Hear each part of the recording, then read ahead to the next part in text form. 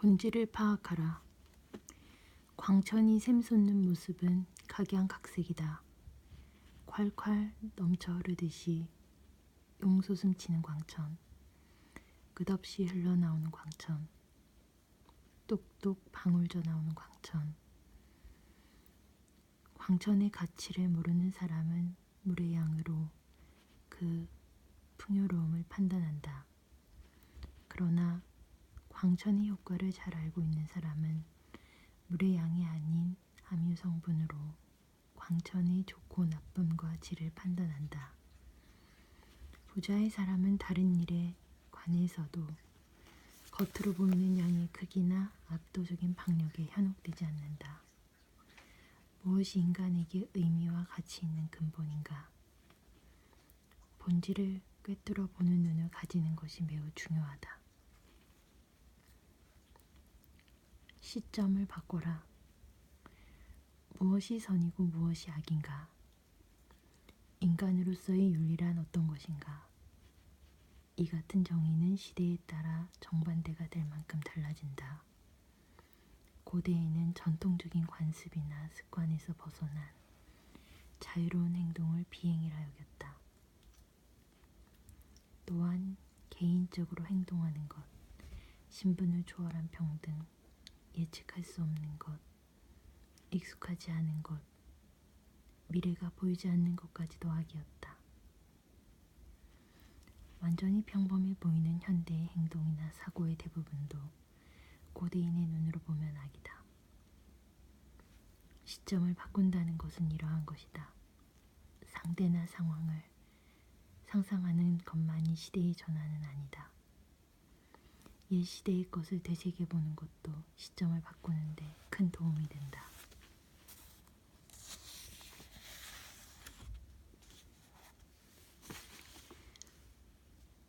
인간적인 선과 악. 악이란 무엇인가? 사람을 모욕하는 것이다. 가장 인간적인 것이란 무엇인가? 어떤 사람에게도 창피를 안겨주지 않는 것이다.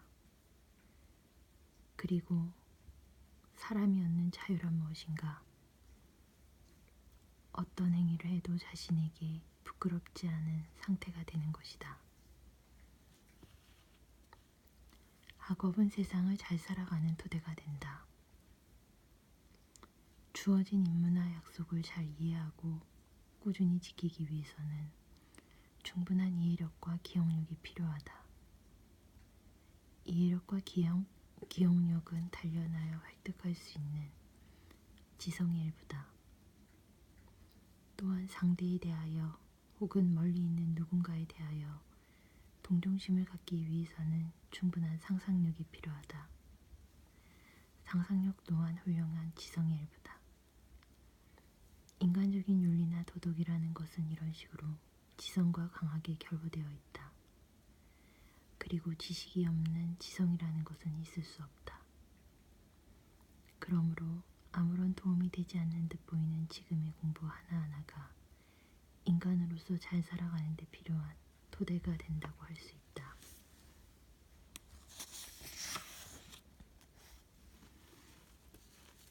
진리의 논거. 이것이 진리라는 것을 정열의 온도로 가늠하지 마라.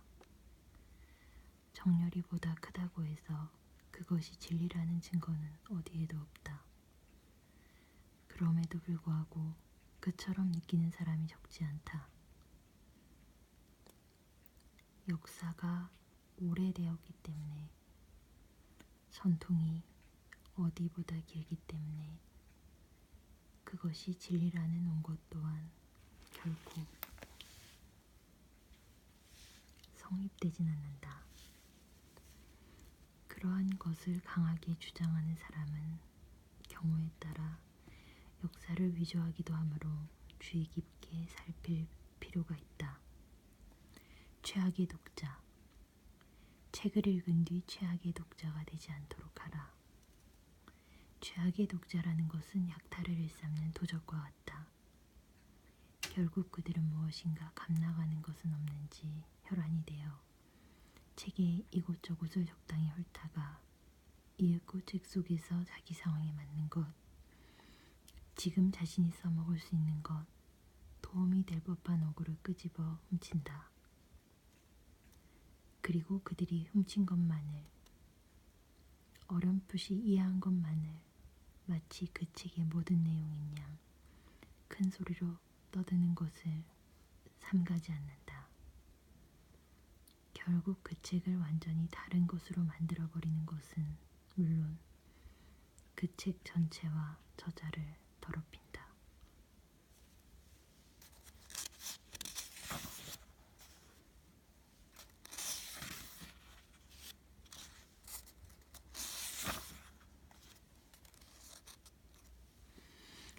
일의 완성까지는 기다리는 인내를 가져라. 재능이나 기량을 충분히 갖추고 있어도 일을 완성시킬 수 없는 사람이 있다. 그는 시간을 믿고 완성을 기다리지 못한다. 자신이 손만 대면 무슨 일이든 완성된다고 믿는다. 그 때문에 언제나 어정쩡한 결과로 끝나버린다. 업무 수행에서도 작품 제작에서도 차분히 힘쓰는 것이 중요하다. 성급히 대처한다고 해서 보다 빨리 완성되는 것이 아니기 때문이다. 일을 완성하는 데에는 재능과 기량보다도 시간에 의한 숙성을 믿으며 끊임없이 걸어가는 인내의 기질이 결정적인 역할을 맡는다.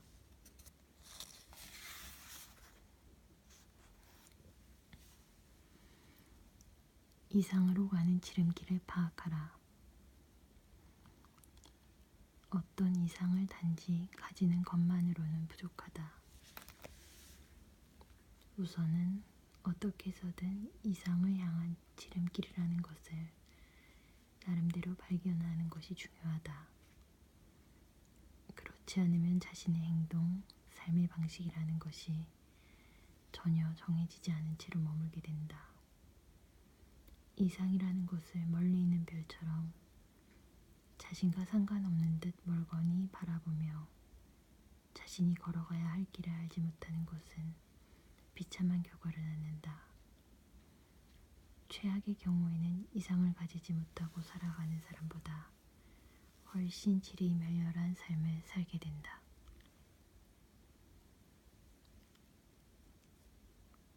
배울 의지가 있는 사람은 지루함을 느끼지 않는다.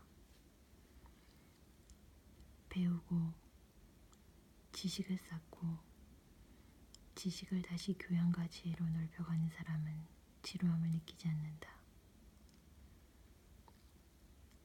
모든 것이 이전보다 한층 더 흥미로워지기 때문이다. 다른 사람과 같은 것을 보고 들어도 그 사람은 평범한 것에서 교훈이나 단서를 간단히 찾아내고 사고의 틈새를 메울 그 무언가를 발견한다.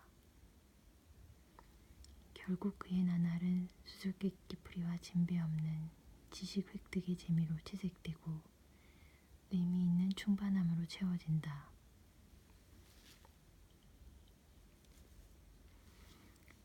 그에게 세계는 마치 식물학자가 정글 속에 있는 것처럼 흥미롭기 그지없는 탐험의 대상이다.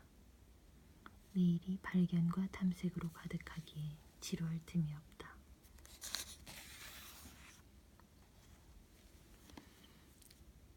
너무 힘주지 마라.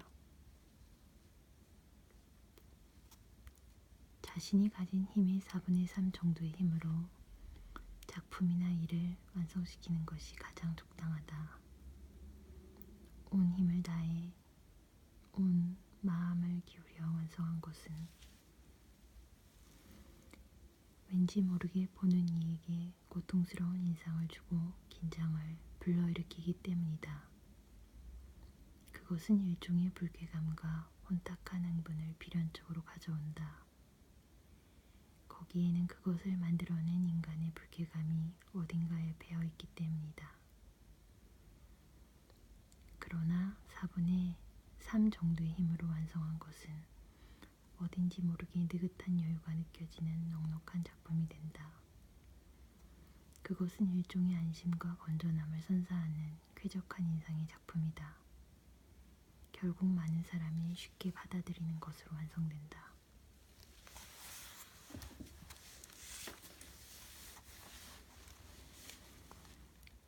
프로페셔널이 되고 싶다면,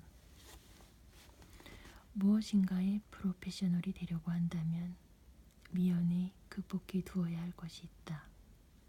그것은 성급함, 조급함, 안갚음을 포함한 복수욕, 정욕이라는 것이다. 자신 안에 잠재되어 있는 이것들을 배척하고 충분히 제어할 수 있게 된 후에 비로소 일에 매진해야 한다. 그렇지 않으면 언젠가 이것들이 범람하는 강물처럼 거칠어진 마음이 되어 모든 것을 망쳐버릴 수 있기 때문이다.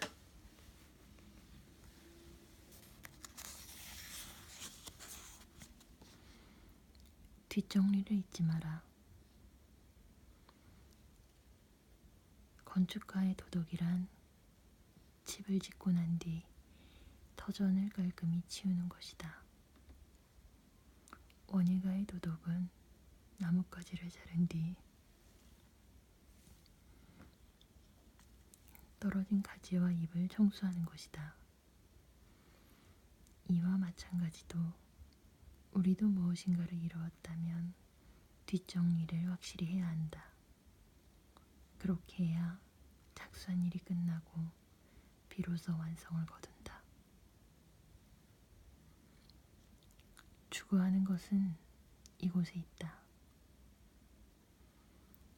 당신이 서 있는 장소를 깊이 파고들어라. 샘은 당신의 발 아래에 있다. 이곳이 아닌 어느 먼 장소에, 알지 못하는 이국의 땅에 자신이 찾는 것, 자신에게 가장 맞는 것을 찾으려는 젊은이들이 지나치게 많다.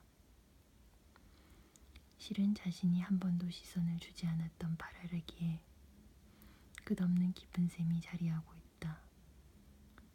추구하는 것이 묻혀 있다. 자신에게 주어진 많은 보물이 잠들어 있다.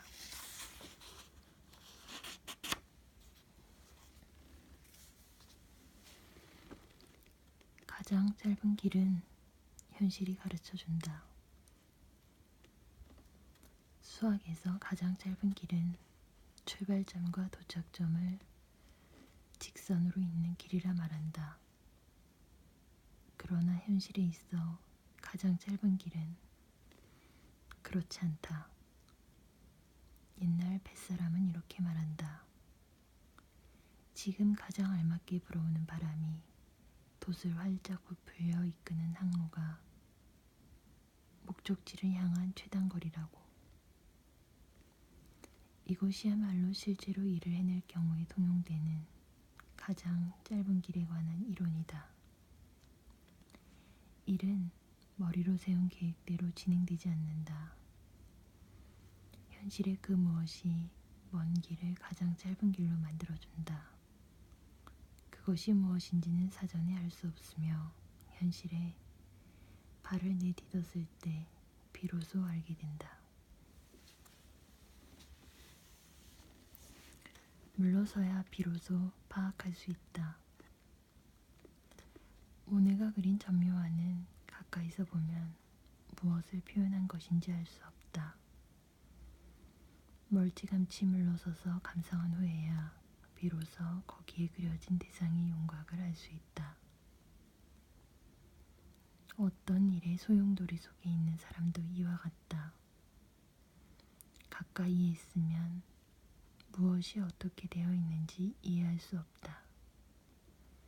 그러나 그 일에서 멀찌감치 떨어져서 보면 무엇이 문제인지 또렷이 보인다. 소용돌이를 구성하는 축이 무엇인지 확연히 부각되기 때문이다. 이 방법은 복잡한 것을 단순화시킨다. 사상가라 불리는 사람은 우선 이 방법을 사용하여 실타래처럼 얽히고 설킨 일에서 굵직한 틀이 되는 것을 끄집어내어 단순화하고 어느 누구나 쉽게 알아볼 수 있는 것으로 만든다.